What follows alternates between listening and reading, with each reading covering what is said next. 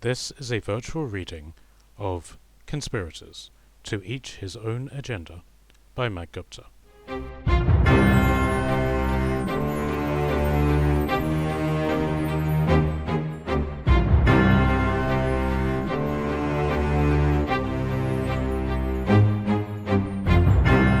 Chapter 25. Islesfield.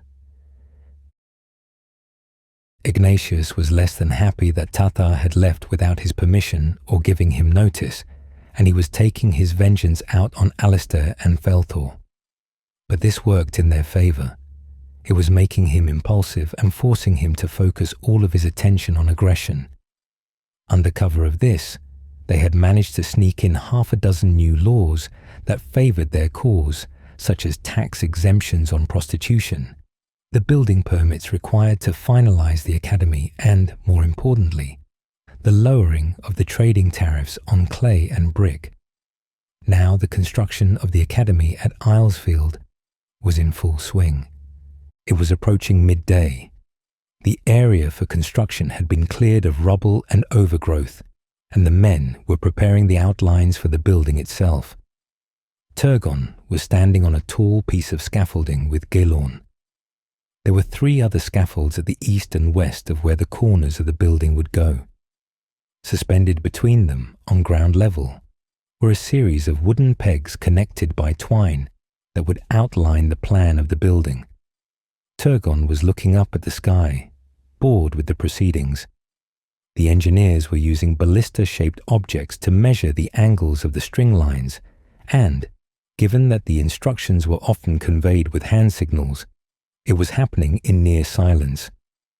In the brief moment of sunlight, the plan was complete, which was shouted up to the first legionary captain. Turgon smiled. "About time," he growled as he stretched. "Never has anyone suffered such boredom." "If you say so, sir," Gilorn frowned, trying to make sense of the construction taking place before him. He'd never seen construction on a scale like this. All of the construction work he had worked on had been readied for him in advance and rarely required foundational work. "All right," Turgon ignored him. "Stone the foundations and get the logs ready." The men around them nodded. They had nearly 3,000 working on this. The others were on lookout around the fortress. "Well, if the weather holds, we should get this done in no time at all." "General Turgon," colours came rushing over. "Riders from the Marble City." "Tell them to go fuck themselves," Turgon shouted. "I'm busy building the Turgon Academy. It has a nice ring to it, don't you think?" "It's truly heartwarming," Gilorn said, without an ounce of genuine feeling. "I'm sure my firstborn will love being here and take a deep-founded inspiration from the name." "I'm sure he will," Turgon smiled. Cullis was still hovering below him. "Are you still here?" he shouted to him. "If you're going to linger, you might as well do it from up here." "Captain General Felthor is waiting for you, sir," Cullis said. "What?" Turgon let out a loud grunt of annoyance. "Why didn't you say so? Take over here," he said to Gilorn. "What? I have no idea what I'm doing." "Neither do I," Turgon shrugged. "Just look important and point." Felthor was waiting in the gatehouse, looking attentively around the fortress. He had a citadel guardsman with him as his bodyguard. "General," he greeted Turgon. "Captain," Turgon returned the sentiment. "What brings you here?" They embraced in the typical soldier fashion. "Just coming to see how my investments are coming along." "Ah," Turgon said. "Shit. Right this way then."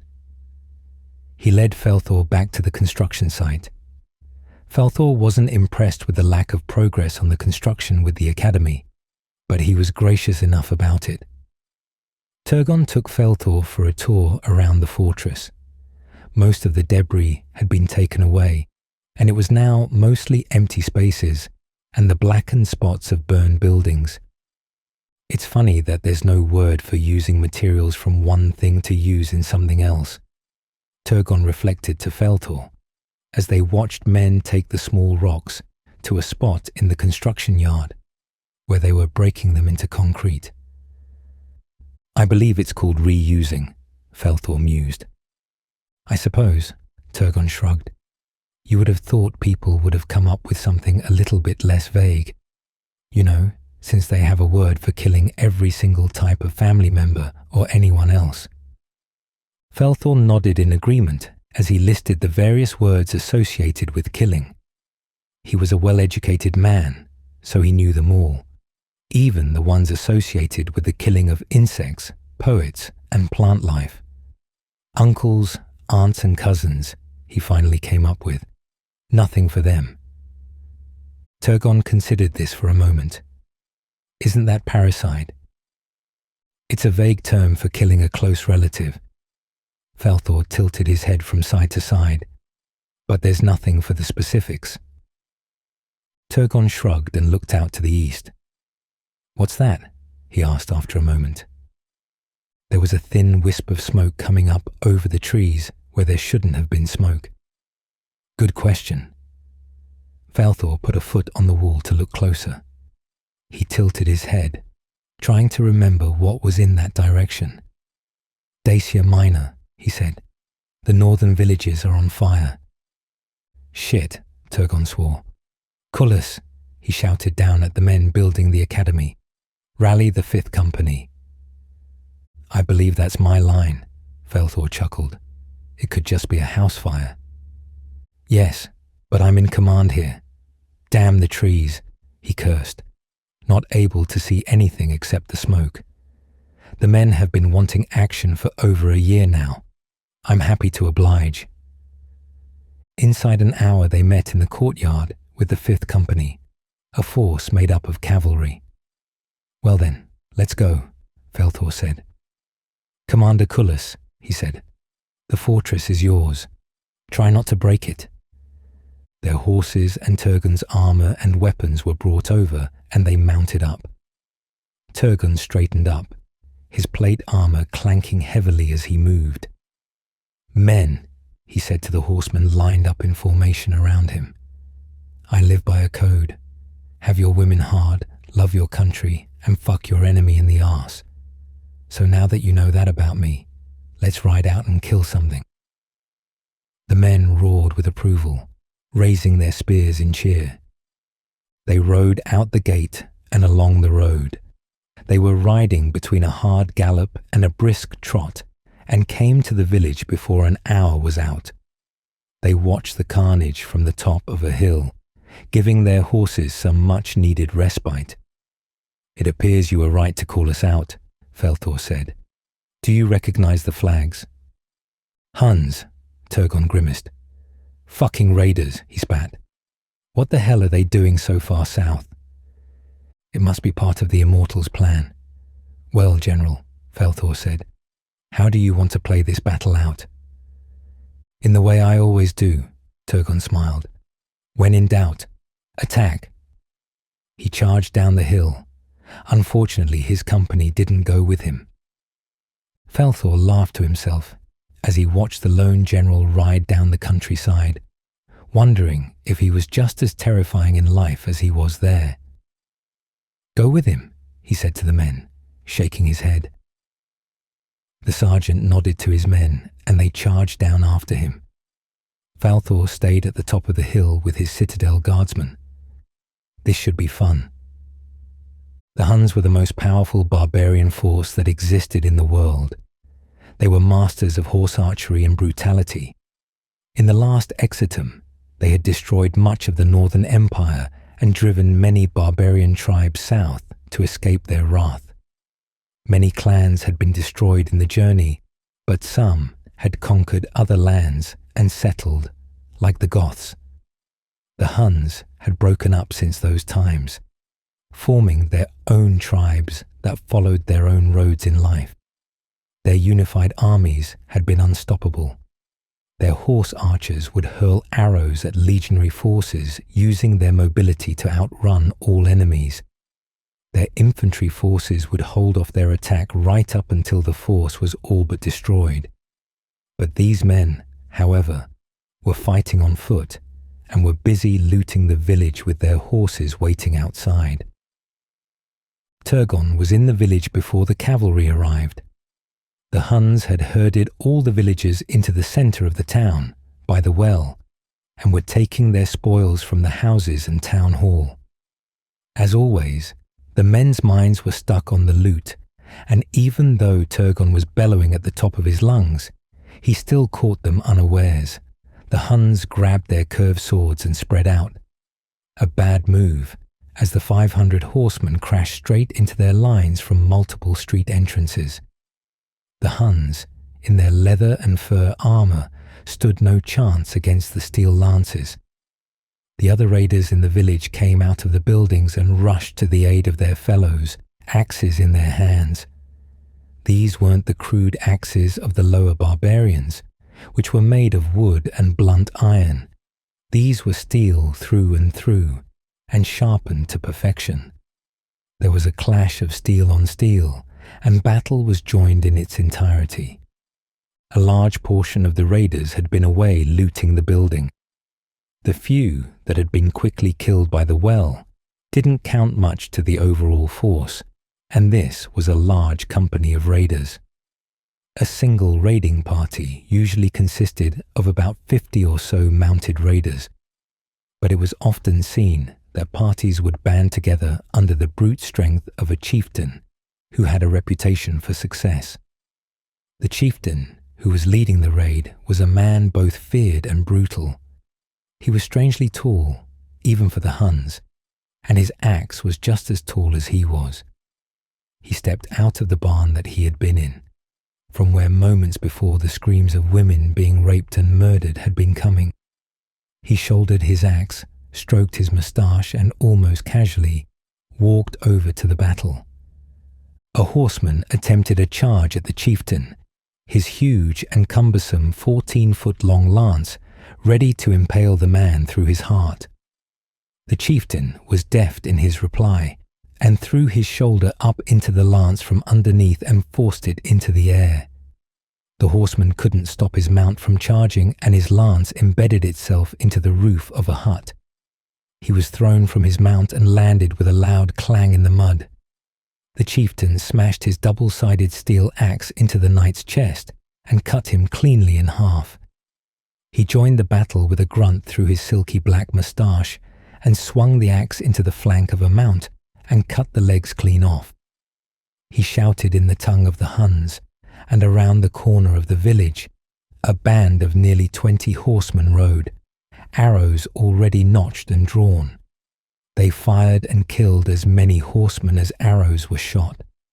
It was another volley of arrow fire before the kingdom could react.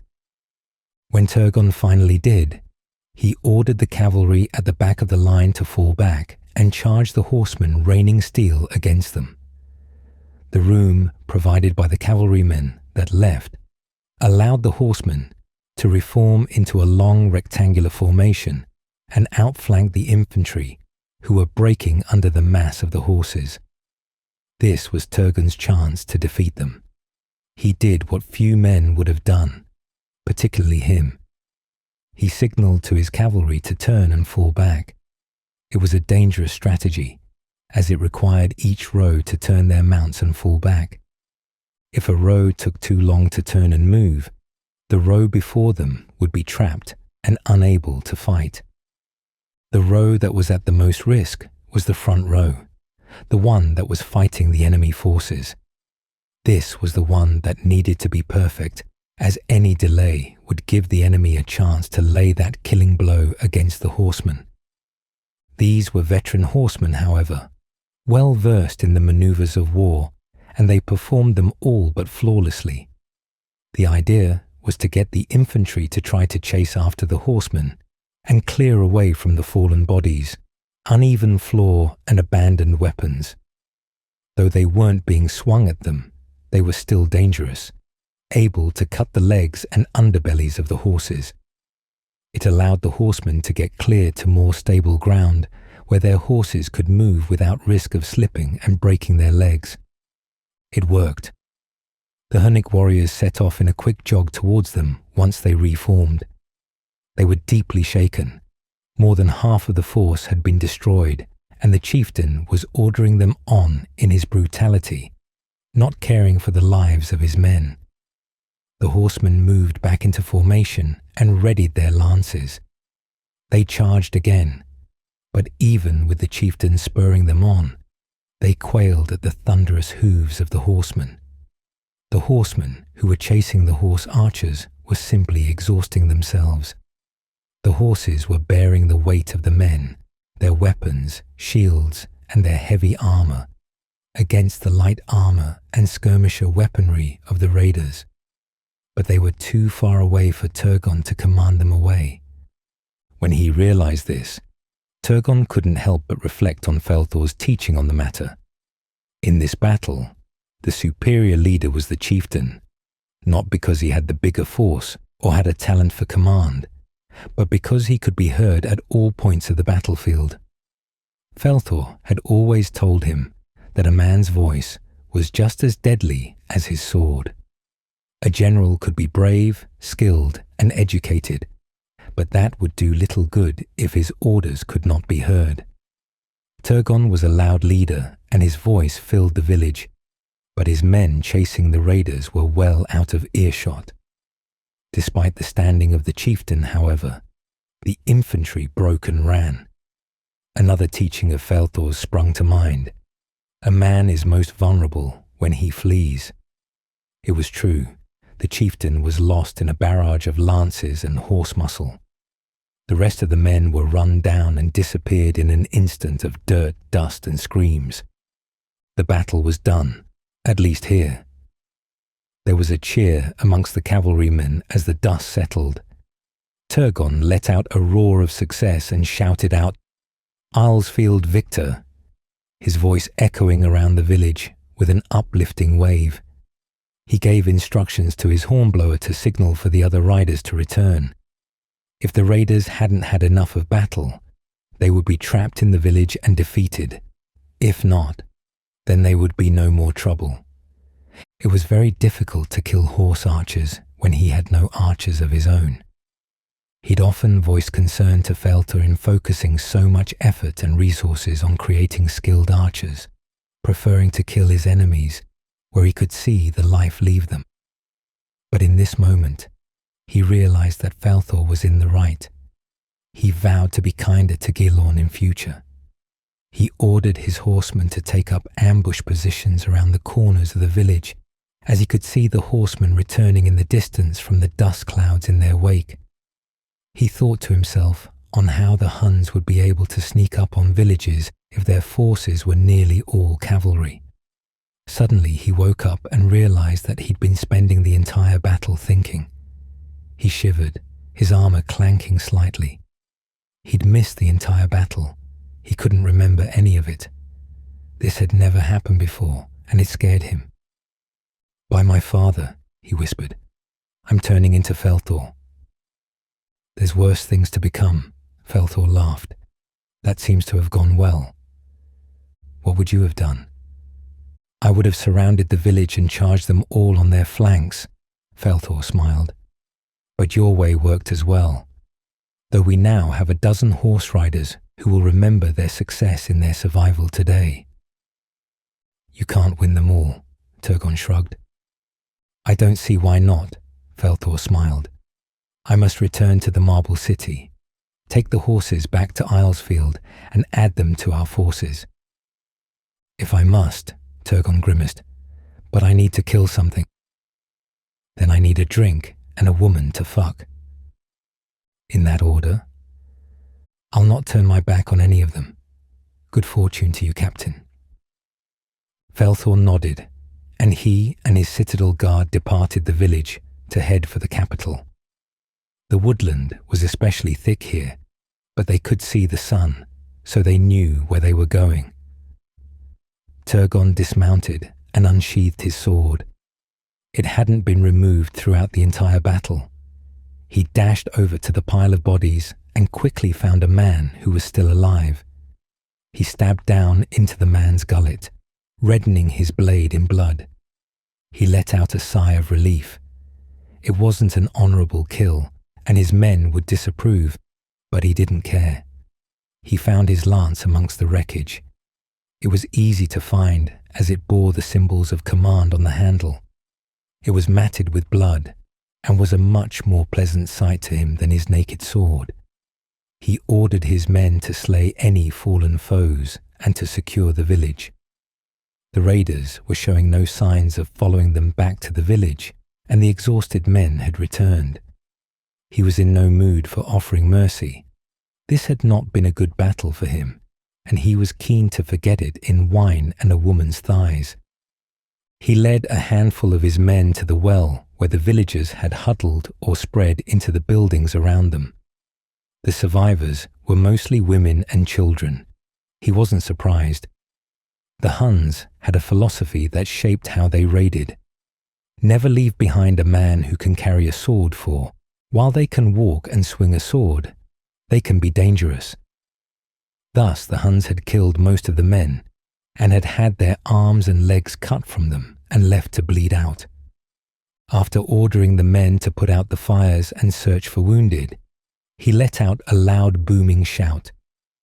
"Who do I have to fuck to get a drink around here?" A door opened next to him, and a black-haired man came out to meet him. Clearly the only grown man left. He fell to his knees by Turgon and thanked him continuously. "Unless you plan to suck my cock, stand up and get me some wine." The man couldn't find his footing and almost crawled away. The rest of the village joined him as the sun began to set, bringing their thanks and congratulations to their saviors. Many of them knew Turgon by face and were singing their praises to him specifically. The kneeling man brought Turgon his wine, and he downed it happily. The dead Huns were afforded no funeral rites or even respect, but in the eyes of the villagers, they did not deserve it. They decided to simply pile the bodies and put them to the torch. Not that any of them knew that their funeral rituals were to be placed with dignity on the ground and fed to the wildlife. The chieftain was stripped of his possessions, and his body was hung in the burnt fields as a scarecrow. Turgon took his helm and axe as prizes for Islesfield. By the time that the moon had risen, Turgon had found a number of surviving tavern wenches and had taken them to one of the last few buildings left standing. Whoring was the last thing on their mind. Their brothel keeper was killed and face down in the river. But when he emptied his money bag for them, they were far more receptive. When he was done, he banged his fists on his chest and let out a roar that signaled their return to the castle.